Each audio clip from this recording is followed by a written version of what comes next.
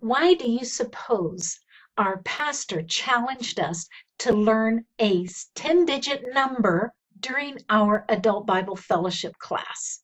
There was a reason behind it. I'm going to share that with you. So when the class began, our pastor said, I'm going to give you some numbers I want you to remember. And by the end of the class, I want to be able to call on anybody in here to recite that number to me. Now, you are not allowed to write the number down. And he emphasized that very clearly. Then he proceeded to give us a 10-digit number. He repeated it, had us repeated it again, had us repeat it. I think he did it 3 times. And then after just a little bit of saying a few more sentences, then he called on a young person and asked him to give the number.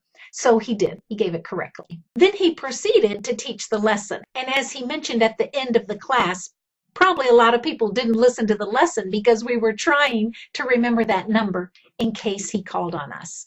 Several times during the lesson, he would call on someone to repeat the number, which they did or didn't do successfully. At the very end of class, he asked us what was the purpose of giving us those numbers to memorize. Many of us could still say them. I can still say them now. I put them so much into my mind, I wanted to be sure I could say them.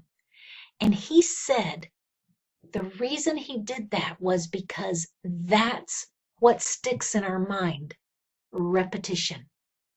So when we really want to know the Lord's Word, we need to be in the Bible more. We need to have it saturating our minds. We need to be reading more. We need to be memorizing more. That really impacted me. And now I've been reading my Bible much more, going over verses more, because I really want that word to be deep into my heart. Head over to my blog, amyhagerup.com, for more stories about growing your faith, growing your health, and growing your resources. This is Amy Hagerup, the Vitamin Shepherd, and I'm passionate about helping you be the best you can be so you can fulfill God's purposes for you.